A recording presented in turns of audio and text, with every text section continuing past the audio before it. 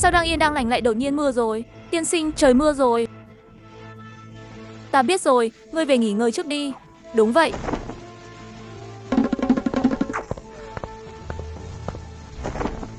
Mưa rồi, thiên hạ này cũng sắp đổi thay.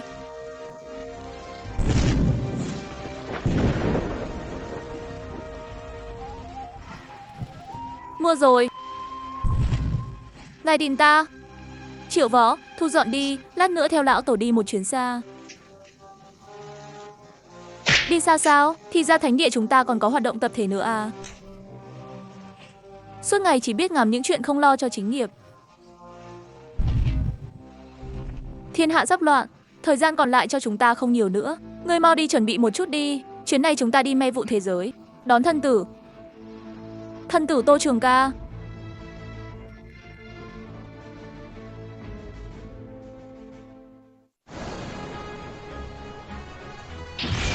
Trải qua hơn 300 năm, cuối cùng cũng có thể xuất quan rồi.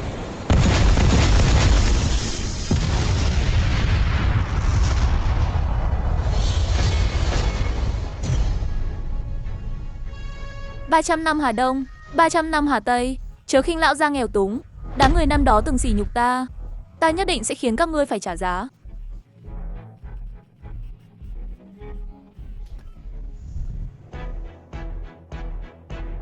Ôn chết đi được.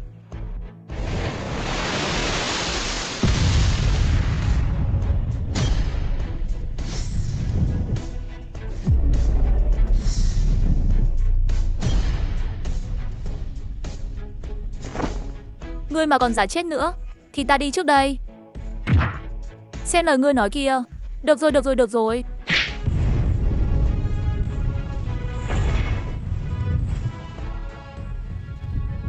Ngươi gấp gáp rời đi như vậy làm gì?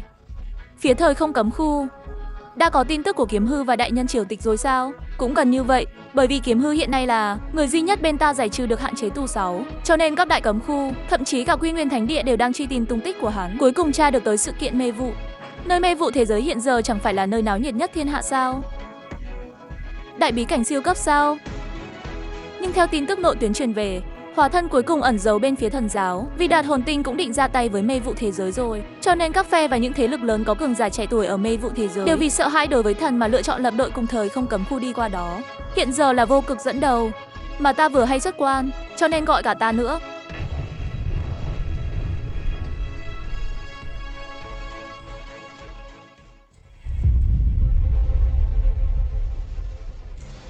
Vô cực, hiện giờ các phe thế lực đều đã đến nơi, vì sao còn chưa xuất phát? Gấp cái gì, đã kéo lâu như vậy rồi, đến muộn một chút thì thiếu tông chủ nhà ngươi sẽ chết sao? Rất tốt, thời không tiến vào rất tốt, nếu chỉ vì một phen chậm trễ này mà khiến thiếu tông chủ tông ta vẫn lạc, ắt sẽ khiến thời không tiến vào các ngươi phải trả giá. Được thôi, vậy ta tiến vào, cứ chờ ngươi tìm đến tận cửa. Nếu không phải bây giờ là lúc chuẩn bị chiến đấu, tương lai còn cần người quy nhất tông đảng đạo, thì bây giờ đã diệt các ngươi rồi. Có hai đạo khí tức đang tiến lại gần nơi này. Cuối cùng cũng tới rồi. Khổng Võ Cát, lâu rồi không gặp. Chúng ta tới giúp đây. Không biết vì sao, hai người này chỉ cần đứng ở đó thôi đã khiến ta có cảm giác tim đập nhanh. Ta đây chính là cường giả đỉnh phong cửu phẩm đại đế mà. Hơn nữa trước giờ chưa từng nghe nói Tam Thiên Đạo Ngọc có bậc cường giả như thế này. Nếu hai người này muốn giết ta, em rằng chỉ cần 2 chiêu. Làm sao đây? Vừa rồi hình như ta nói hơi lớn tiếng rồi. Thế nào? Truyền thừa bí pháp của huyết đồ cấm khu, nhưng là do cổ tổ đích thân ra mặt cầu về cho các người đấy. Hiệu quả thế nào? Tốt, tốt lắm. Từ khi học được môn bí pháp này, lão tử cảm thấy nửa đời trước đúng là sống uổng rồi. Sau 300 năm khổ tu, thực lực của chúng ta đã tăng lên đến một tầng thứ đáng sợ. Tuy rằng bị thiên địa áp chế, vẫn chỉ có tu 6 cửu phẩm đại đế, nhưng nội tình tích lũy được đủ để sánh ngang lục tinh tiên đế sơ kỳ, vẫn không thành vấn đề. Ta dựa vào tốc độ tu luyện, 300 năm trôi qua, ta lại xem thử, sánh ngang tam tinh tiên đế sơ kỳ cơ. Các ngươi là treo bước sao?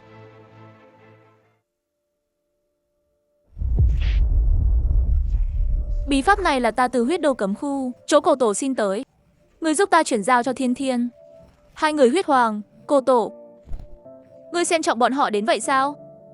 Đúng, rất xem trọng.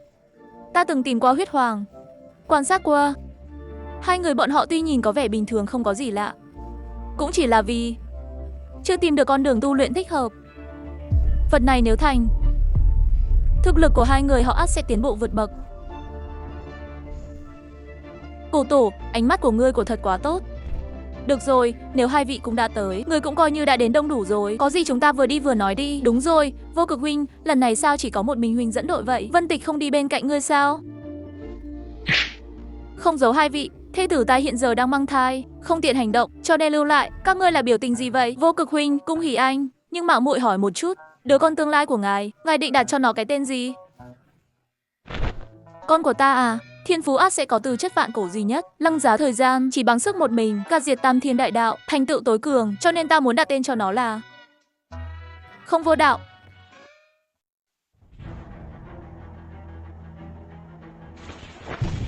Mưa rồi. Cơn mưa này không đơn giản anh, ở trong đó, ta thậm chí còn mơ hồ cảm nhận ra được một tia dự cảnh khinh miệt, chứng tỏ thời khắc chung cuộc sắp đến rồi. Ngươi cũng mau đi chuẩn bị đi, nên đón trận hạo kiếp này đi. Thế còn ngươi?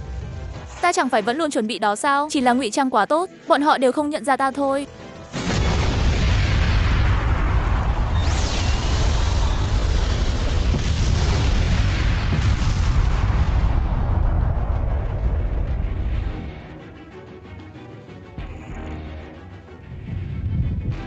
Quỷ ảnh, xem ra trận chiến này là ta thắng rồi. Quả thực quá mạnh. Dưới cùng cảnh giới, các hạ em là đã không có địch thủ nữa rồi. Nhân tài như vậy, chết rồi thì thật đáng tiếc. Ta có thể cho ngươi thêm một cơ hội nữa. Gia nhập chúng ta, khi vĩnh diệt bao phủ thế giới này, ngài ấy sẽ ban cho ngươi sinh mệnh mới. Ngươi còn chưa hiểu sao? Nếu ta thật sự dễ bị khuyên hàng như vậy, vậy năm đó kẻ trấn áp Thông Hiền Lộ đã không phải là ta rồi. Cũng phải, đám lão già các ngươi, kẻ nào cũng ngoan cố hơn kẻ trước. Câu chuyện của ngươi kết thúc rồi, Quỷ ảnh. Tà thuật, ta cũng muốn, nhưng so với nơi hoang vu không bóng người này, ta vẫn thích được ngưỡng mộ trên sân khấu với tiếng vỗ tay vang dội hơn. Thần giáo, đạo hóa thân cuối cùng.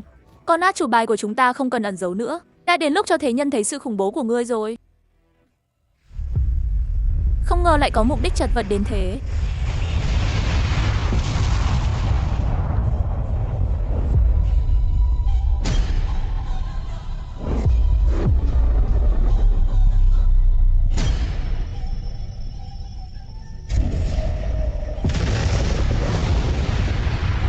Số 5, Vĩnh Dạ Chi Thần. Từ sau khi năm đó theo 4 người các ngươi trốn ra khỏi Thông Tiên Lộ, liền không còn tin tức của hắn nữa. Không ngờ, giờ lại chủ động tự đưa tới cửa.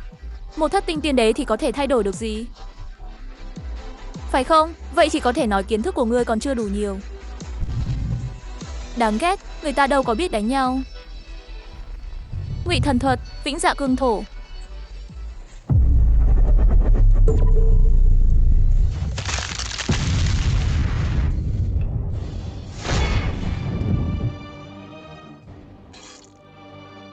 Ta không có tu sáu như bản thể, tự ý sử dụng Ngụy Thần Thuật sẽ tiêu hao cực lớn.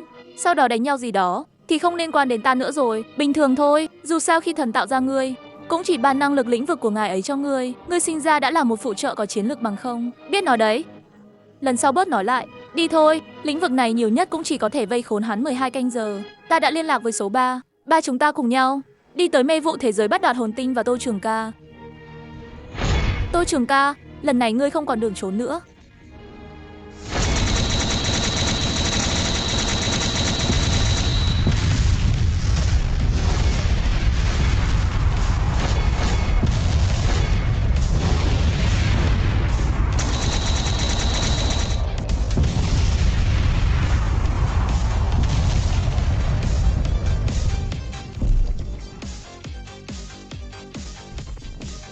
Địa thuật, Thượng Thương Trần.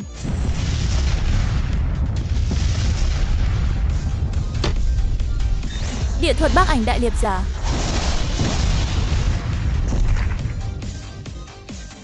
Địa thuật Hổ Ảnh Viễn Hành.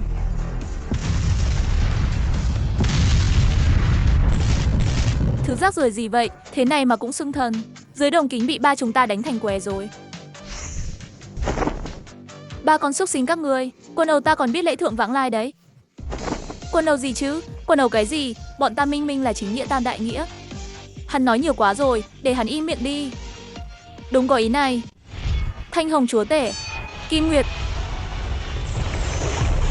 chính là ngươi cùng mệnh chi sư.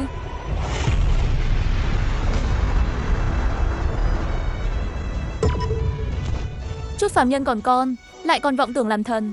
Ngươi không làm được, thiên địa này cũng không ai làm được. Con kiến hèn mọn nực cười. Ngươi kia chẳng qua chỉ là chui vào chỗ trống khi bản thân ta trọng thương mà thôi, chỉ là may mắn đắc thủ thôi. Nhưng muốn giết ta, ngươi xứng sao? Không ổn, mau ra tay. Lão già kia đã bị chúng ta đánh đến phát điên rồi. Dù không tiếc cái giá phải nghe được mơ hồ, cũng phải khôi phục tu 6 của bản thân. Đây là định liều mạng đồng quy vu tận mà tới. Vậy thì đã sao? Hôm nay ta sẽ cho hắn biết, nhu dị tùy yếu, cũng có thể thí thần. Thí thần, thú vị đấy. Cho ta một suất, ta một người. Trường ca, hắn muốn cùng chúng ta đồng quy vu tận. Chúng ta cứ không chịu vào chồng của hắn đấy. Đa tạ hai vị, Thanh Hồng chúa tể. Ta ngược lại muốn xem thử ngươi có thể giết chúng ta thế nào. Ta đã ở trên thượng thừa. Tạm thời.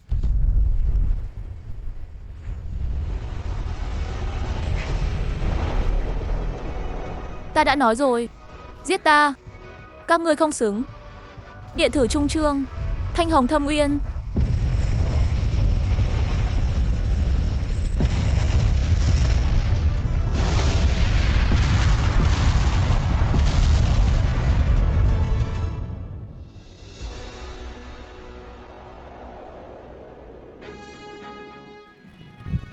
Ta nói, cũng cần đến lúc rồi nhỉ. Nếu còn để bọn chúng đánh tiếp, cái thế giới sương mù nho nhỏ này, chị em sẽ trực tiếp bị dư ba chấn hoang mất. Đợi thêm chút đi, ta có dự cảm vở hay thực sự còn chưa bắt đầu. Vở hay, ngươi chắc chứ? Vừa rồi sau khi thương nghị đã xác định Tô Trường Ca kia chính là cựu thế chủ kết thúc thời đại tàn tạ này. Hiện giờ hắn đã đăng tràng, lẽ nào còn có chuyện gì quan trọng hơn việc hắn đăng tràng sao? Ta cũng không chắc, nhưng chính là có cảm giác như vậy. Được, vậy thì đợi thêm chút nữa. Ai bảo trực giác của lão nhị ngươi trước nay luôn rất chuẩn chứ? Nói mới nhớ lão tam, đám người trẻ tuổi kia vô lễ như vậy mà lên tiếng ở lối vào Thiên Tế Đảo, không quản sao? Vốn là định quản, nhưng hiện tại xem ra không cần nữa.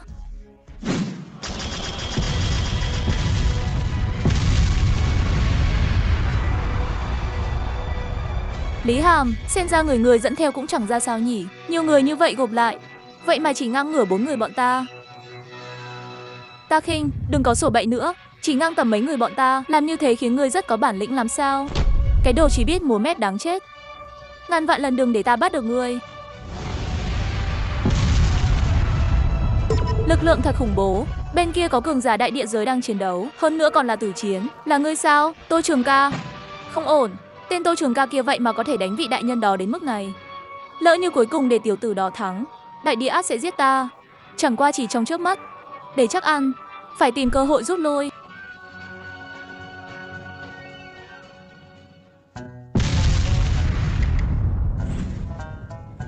Chuyện gì vậy? Cái nơi quỷ quái này còn có động đất nữa sao? Hướng đó chẳng phải là phòng của Kiếm Hư và Triều Tịch sao?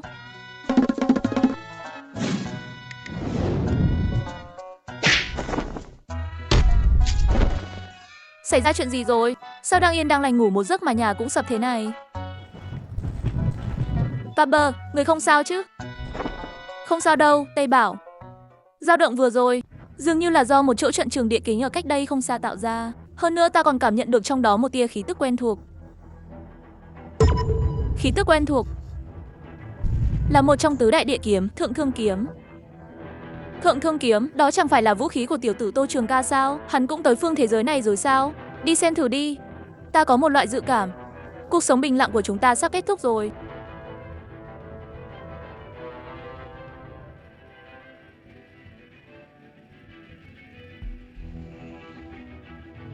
Hồng chúa tể chết rồi sao? Chưa chắc, nhưng ít nhất cũng đã bị trọng thương triệt để. Vào khoảnh khắc chúng ta ra chiêu, hắn đã khôi phục tới tu 6 thất phẩm đại đế. Cho dù quyền lực của chúng ta cùng với lực lượng sánh ngang lục phẩm đại đế, muốn giết chết hắn cũng có chút khó khăn. Bất kể thế nào, đã đi đến bước này rồi. Hôm nay hắn không chết cũng phải chết. Thần tử đại nhân, chúng ta tới giúp một tay. Đường ca đại ca, đừng thấy ta chỉ có chuẩn địa kính, nhưng lão tử xông lên, chắc chắn có thể cắn xuống một lớp da của hắn. Tô cô, các người qua đây giúp một tay là muốn tăng thêm gánh nặng cho bản thân tử sao?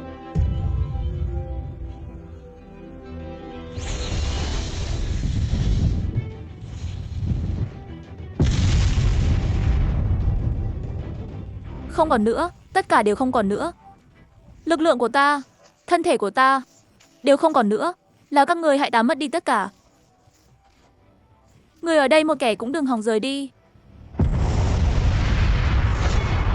Lão tử mà còn tin lời người nữa thì lão tử đúng là đồ ngốc. Cựu thế chủ sắp chết rồi. Đại sự ngươi nói đâu? Không nên như vậy chứ, lẽ nào thật sự là ta cảm nhận sai rồi? Ta mặc kệ ngươi. Cựu thế chủ gặp nạn, ta mở trước đại môn Thiên Cơ đảo, đưa hắn vào. Hỏng rồi, thứ ghê tởm này đã lộ ra nguyên hình rồi. Hơn nữa thực lực còn ở đỉnh phong lục phẩm đại đế. Nếu chúng ta đang ở thời kỳ toàn thịnh thì còn đỡ, bây giờ đều đã bị thương, em là đánh không lại rồi. Cuối cùng không đến mức vậy chứ. Đây chẳng phải tiểu đăng tử Tô Trường Ca sao? Một thời gian không gặp, sao lại già như vậy?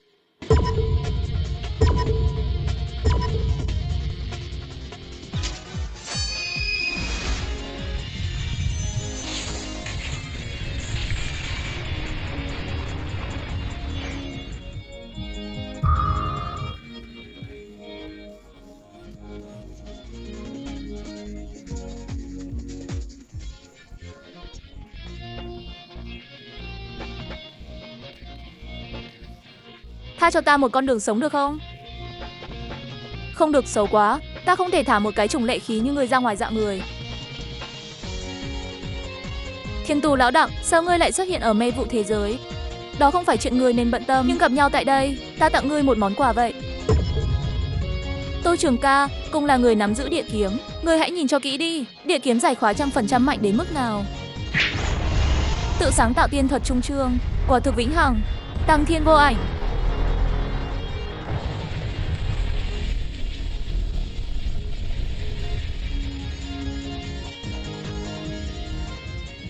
Phân thân thứ 8, Tinh Hồng Chúa Tể, đã ngã xuống rồi, chết thì chết đi, có thể bị long ngư của đại địa cảnh gì đó chém giết.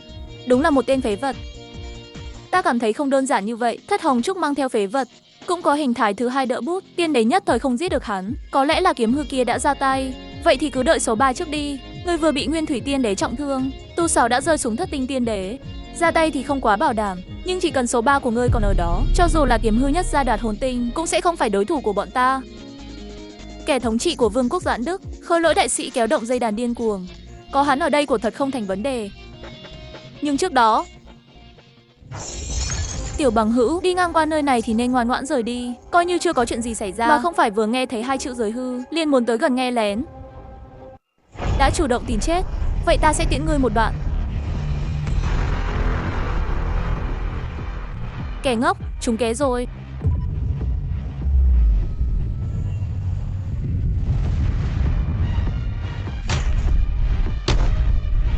Bị chơi xỏ rồi, lại là một cỗ phân thân, còn tự bảo phế mất một cánh tay của ta. Phân thân, sao ta lại không nhìn ra đó là tam thần? Vừa rồi khi hắn tự bạo, lực lượng mà Thạch thi triển ra, ta đã từng thấy là cấm kỵ bí pháp của huyết đồ cấm khu. Kỳ quái, chưa từng nghe nói cấm khu này còn có cường giả như vậy. Vậy thì là do lão đang người cô lậu của Văn thôi. Ra ngoài lăn lộn mà cũng không biết hỏi thăm chút à? Chúng ta là hỗn nã điều đạo. Đã gặp cha ngươi, vì sao còn chưa quỳ? Mẹ nó, ngươi lại là ai? Ta nói rồi, ta là cha ngươi.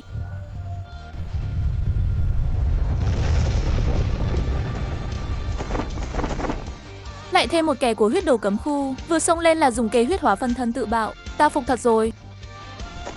Vĩnh Yến, đừng nhìn nữa, qua đây giúp một tay. Kế huyết hóa phân thân không thể liên tục thi triển, tạm thời bọn chúng sẽ không lại tự bạo nữa đâu. Ngươi hộ pháp cho ta khôi phục thương thế trước đã.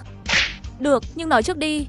Lĩnh vực Vĩnh Yến của ta vẫn còn đó. Hiện tại đã qua 2 canh giờ rồi, lực lượng tiêu hao đã khiến ta rơi xuống tứ tinh tiên đế rồi. Nếu lại gặp 2 tên biến thái lúc nãy thì ta sẽ trực tiếp bỏ chạy. Yên tâm, 2 tên lục lão đó dám chơi cứng với ta như vậy, đương nhiên là vì đánh không lại ta nên mới xuất hạ sách này. Ta không tin bản thể của bọn chúng bây giờ còn dám lộ mặt giết ta. Cung hỉ ngươi, đoán sai rồi.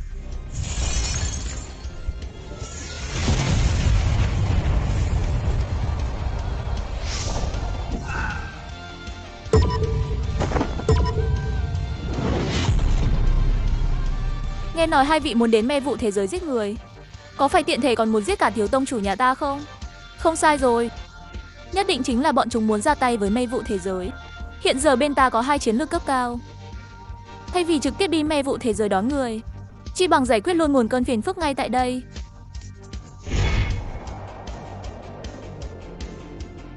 Nghịch tử, ngông cuồng thật đấy, lại còn muốn đến mê vụ thế giới, ra tay với kiếm hư và đại nhân triều tịch của ta. Nếu không phải tai ta thính, trùng hợp nghe được một ít nội dung, thì thật sự suýt nữa đã bỏ qua các ngươi rồi. Nghe ý của hai người là muốn trực tiếp giết ta ngay tại đây sao? Có vấn đề gì sao? Ngu xuẩn. Hai nội tình có thể sánh ngang lục tinh tiên đế đại đế. Cho dù ái anh chiêu của ta đã bị trọng thương, ta cũng vẫn là thất tinh hàng thật giá thật. Các người vẫn không phải đối thủ của ta, trừ phi lại tự bạo thêm một lần nữa. Cái này thì đúng là làm khó bọn ta rồi. Dù sao tạo ra một phân thân tự bạo cũng rất tốn công. Nhưng nếu ngươi cho rằng bọn ta chỉ biết mỗi một chiêu tự bạo, thì đúng là quá nực cười rồi. Tiên thuật dung hợp huyết tích. Tất an phóng.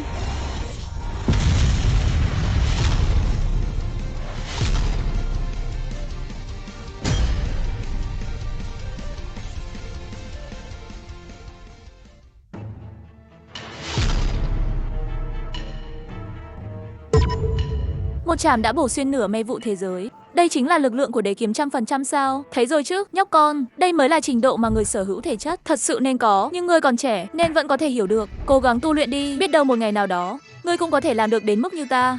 Rốt cuộc ngươi mẹ nó là đang khích lệ ta hay là đang khoe khoang bản thân vậy? Có điều nói đi cũng phải nói lại, ngươi vào mê vụ thế giới bằng cách nào? Còn cả tu 6 của ngươi sao lại mạnh lên nhiều như vậy? Chuyện này nói ra thì dài dòng.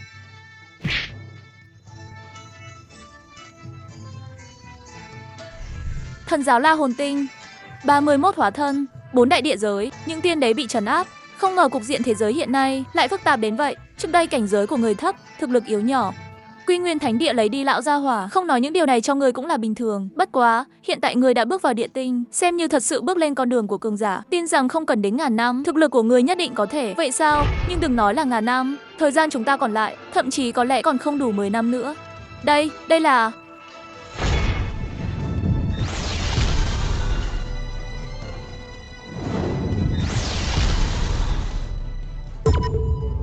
Không gian này lẽ nào chính là dạy nhân của vạn vật, thiên cơ đảo bù đắp thiên cơ của đại đạo, điểm báo đầu tiên khi Hoàng Kim Đại Sử giáng lâm. Thiên cơ đảo sao? Khí thế thật hùng vĩ, thậm chí nơi này còn cho ta một loại cảm giác kỳ lạ không thuộc về thế giới này. Cha ơi, cha ở đâu? Tây Bảo và mẹ, con có tỷ tỷ Đạt Hồi Tinh, đột nhiên bị cuốn vào một nơi toàn là những căn nhà lớn. Tây Bảo triều tịch, các ngươi cũng đến thiên cơ đảo rồi sao? Hiện tại các ngươi thế nào rồi? Thừa Thiên Cơ, người của nhị trưởng trên đảo, đang dẫn chúng ta tới đại sảnh. Lần này thiên cơ đảo trực tiếp đem khu vực lân cận, tất cả mọi người toàn bộ kéo vào, đang lần lượt tiếp ứng. Được, ta sẽ đến ngay. Thái Hư chân nhân là chủ nhân của Thiên Tế Lâu. Thiên Tế Lâu và Thiên Tế Đảo có quan hệ gì? Nơi này thật sự cất giấu chân tướng ta cần sao? Thanh Hồng Thần Điện cũng ở đây sao? Hoan nghênh chư vị công dân, Thiên Tế Chi Đảo. Nơi này có hết thảy những gì các ngươi muốn truy tìm. Nơi này là màn mở đầu của tiên thế giới. Nơi này là nơi có huyết dịch của cứu thế chủ.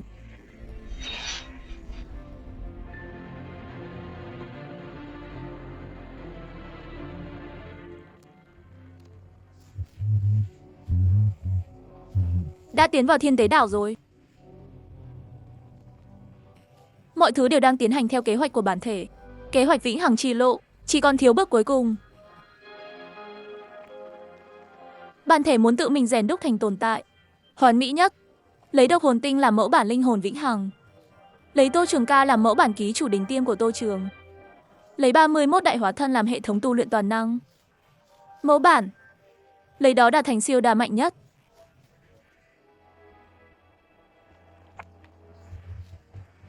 Tưởng rằng dâng hiến vì bôn khí, đặt hồi tâm ý sớm muộn cũng sẽ thuộc về chúng ta. Điều duy nhất không xác định chính là Tô Trường Ca.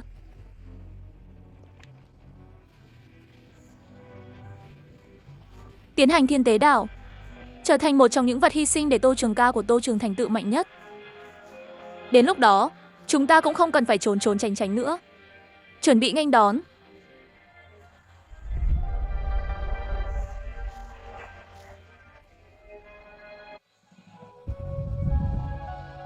Thiên Tế Đảo đã toàn diện khởi động, người nên đến cũng đã đến đông đủ. Ta, vị đảo chủ này, cũng nên làm tròn đạo đãi khách của chủ nhà. Ngươi vẫn cho rằng hắn có thể gánh nổi trách nhiệm cứu thế chủ sao? Trách nhiệm sao? Xin lỗi lão tổ, Ta không thể cho ngài một câu trả lời vừa lòng, nhưng Tô Trường Ca của thực là cửu thế chủ mà thiên cơ đảo của Tô Trường đã hao phí cái giá cực lớn suy diễn ra, cho nên vạn bối nguyện ý cực lần này.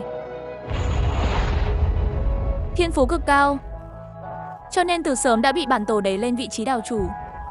Nhưng ngươi quá cố chấp rồi. Tô Trường Ca của Tô Trường là cửu thế chủ không sai, nhưng quá trình này không giống với trò cả lơ phất phơ ngươi thường chơi. Nếu đi sai một bước, vậy thì sẽ từng bước sai, cho đến cuối cùng thua sạch cả bàn. Cửu thế chủ khó khăn là mới bồi dưỡng được, rất có khả năng sẽ trong nháy mắt biến thành diệt thế giả cuối cùng. Kết quả này chúng ta không gánh nổi. Nhưng ngoài Tô Trường Ca của Tô Trường ra, hiện tại chúng ta không suy đoán ra được bất kỳ âm thanh nào của thần tướng linh hậu, cho nên Hà Nhĩ chỉ có thể cược một phen, xin lão tổ thành toàn. Đứa trẻ như ngươi, thôi, đi thử xem đi. Nếu thật sự làm hỏng rồi, chúng ta đi thế giới khác sinh tồn. Tô Trường Ca, vì ngươi mà ta đã chuẩn bị không ít đâu. Hy vọng cuối cùng ngươi có thể thành công.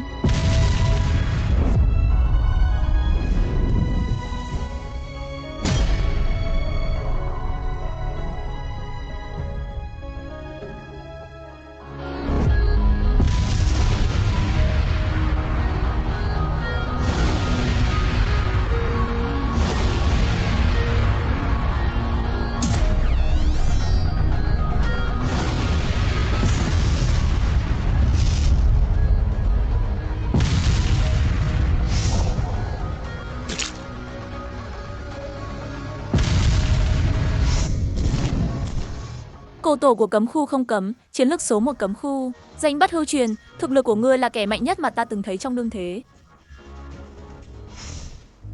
Không cần tâng bốc ta. Lão phu vốn chỉ muốn làm một tiên nữ hơi có chút bạo phú, không thích đánh giết giết. Nào ngờ giáo hội các ngươi lại không nghe khuyên nhủ, cứ nhất quyết đối nghịch với bổn tổ. Vậy thì chỉ có thể tiễn các ngươi quy thiên thôi. Muốn chúng ta quy thiên, khẩu khí không nhỏ. Ngươi thật sự cho rằng giáo hội ta có thể sừng sững ở 3000 đạo vực này nhiều năm như vậy mà không sợ đám các ngươi, dựa vào chỉ là công phu miệng lưỡi sao? Vị thần vĩ đại sớm đã chuẩn bị xong hết thảy. Thứ này bao hàm một tia lực lượng của bản thể hắn, là át chủ bài hữu dụng hơn xa những hóa thân kia. Không ngờ hắn lại chuẩn bị đầy đủ đến vậy, còn đặc biệt để lại một tia lực lượng cho tín đồ của mình. Đề phòng biến cố lớn. Hôm nay Thông Hiền Lộ ắt sẽ phá phong. Bất kỳ ai trong các người cũng không ngăn nổi tất cả chuyện này.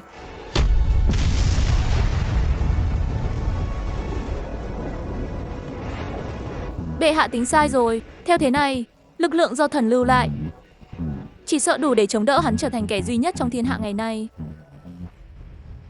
Cửu tinh tiên đế. Từ sau khi tiên vực bị phong bế, đó là tầng thứ mà trong đương thế không một ai có thể chạm tới. Hành động như vậy của đệ nhất tế ti xem như đã hoàn toàn vén màn mở đầu cho trận quyết chiến rồi. May mà Tô Trường Ca đã tiến vào thiên cơ đảo, thành công nhập cục, ván này chúng ta chưa chắc đã thua. Thời cơ đã đến, chư vị nên bắt đầu hành động rồi. Hãy tin ta có thể chuẩn bị mọi thứ của phi ngoại quốc nhân, chiếu theo lời Nguyên lão tiên tri, ra thế tốt nhất.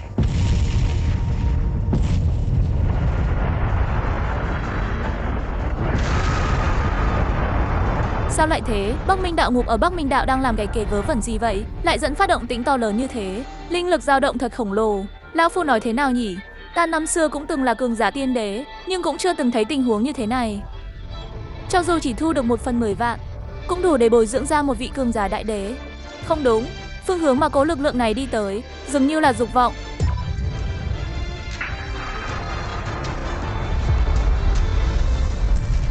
Thế giới 3000 đạo vực đang làm động tác lớn gì vậy? Lại sinh ra động tĩnh khiến bản tiên đế cũng phải kiêng kỵ. Chẳng lẽ kế hoạch xâm lấn của đế quốc ta đã bị phát hiện rồi sao? Phải mau chóng bẩm báo quốc chủ,